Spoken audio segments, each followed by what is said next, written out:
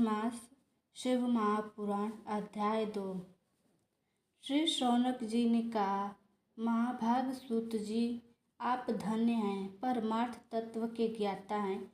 आपने बहुत कृपा करके हम लोगों को यह दिव्य कथा सुनाई है।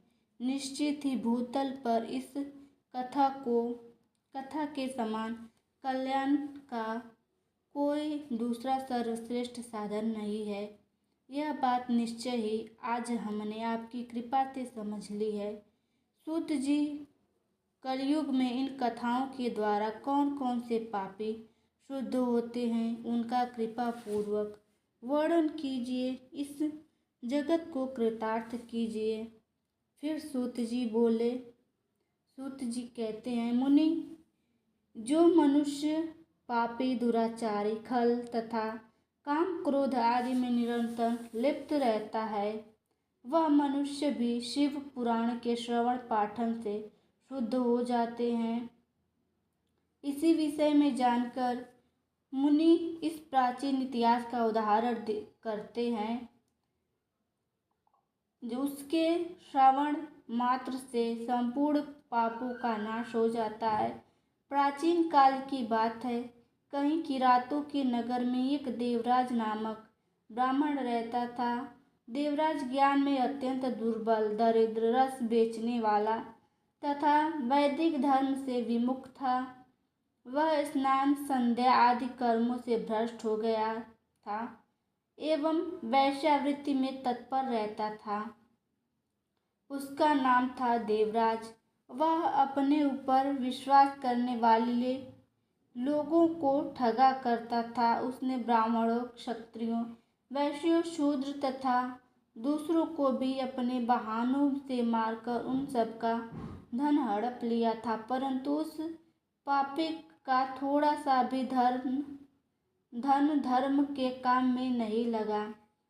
वह वैश्यागामी तथा सब प्रकार से के आचरण से आचार भ्रष्ट था।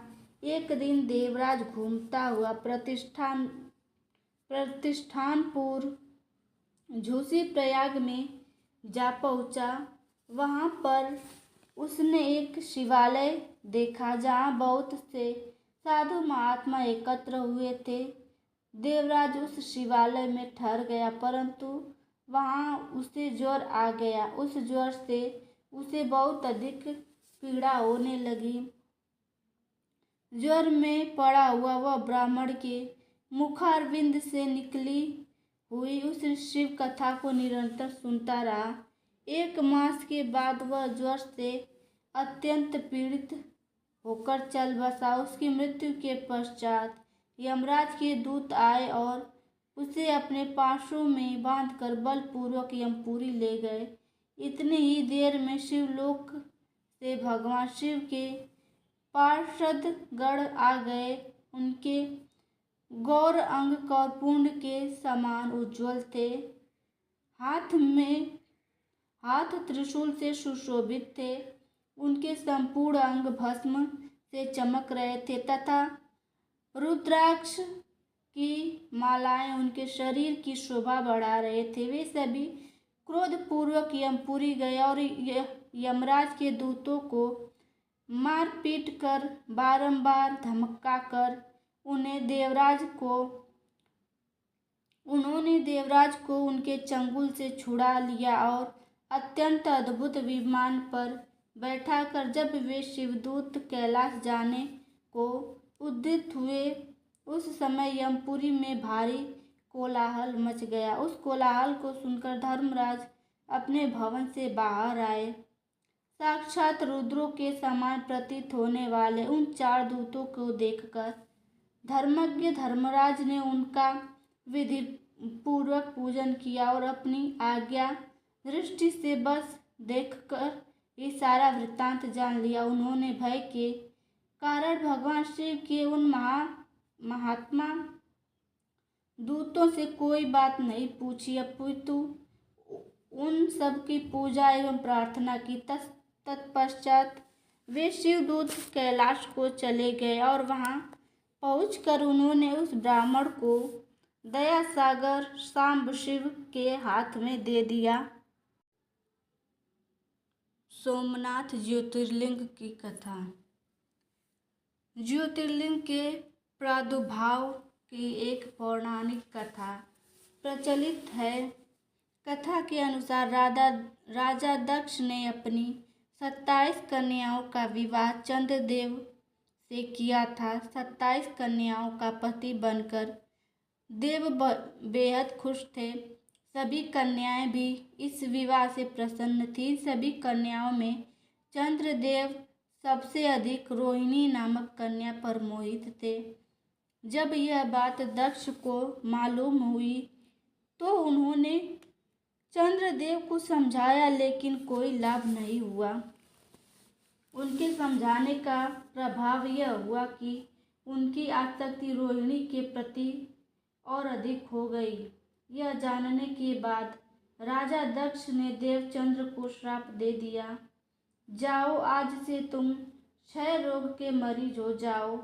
श्रापवश देवचंद्र क्षय रोग से पीड़ित हो गए। उनके सम्मान और प्रभाव में भी कमी हो गई। इस श्राप से मुक्त होने के लिए वे भगवान ब्रह्मा की शरण में गए। इस श्राप से मुक्ति का ब्रह्मदेव ने यह उपाय बताया कि जिस जगह पर आप सोमनाथ मंदिर है, उस स्थान पर आकर चंद्रदेव को भगवान शिव का तप करने के लिए कहा। भगवान ब्रह्मा जी के कहे अनुसार भगवान शिव की उपासना करने के बाद चंद्रदेव श्राप से मुक्त हो गए। उसी समय से यह मान्यता है कि भगवान चंद्रदेव इस स्थान पर शिव तपस्या करने के लिए आए थे। तपस्या पूरी होने के बाद भगवान शिव ने चंद्रदेव से वर मांगने के लिए कहा। इस पर चंद्रदेव ने वर मांगा कि हे भगवान, आप मुझे इस श्राप से मुक्त कर दीजिए और मेरे सारे अपराध क्षमा कर दीजिए। इस श्राप को पूरी से समाप्त करना भगवान शिव के लिए संभव नहीं था। मध्य का मार्ग निकाला गया कि एक माह में जो पक्ष होते हैं, एक शुक्ल पक्ष और कृष्ण पक्ष, एक पक्ष में उनका यह श्राप नहीं रहेगा, परंतु इस पक्ष में इस श्राप से ग्रस्त रहेंगे। शुक्ल पक्ष और कृष्ण पक्ष में वे एक पक्ष में बढ़ते हैं और दूसरे पक्ष में वे घटते जाते हैं। चंद्रदेव ने भगवान शिव की यह कृपा प्राप्त करने के लिए उन्हें धन्यवाद किया और उनकी स्तुति की। उसी समय से इस स्थान पर भगवान शिव की इस स्थान पर उपासना करने का प्रचलन प्रारंभ हुआ तथा भगवान शिव सोमनाथ मंदिर में आकर पूरे विश्व में विख्यात हो गए। देवता भी इस स्थान को नमन करते हैं। इस स्थान पर चंद्रदेव भी भगवान शिव के साथ स्थित हैं। सोमनाथ ज्योतिर्लिंग की कथा समाप्त।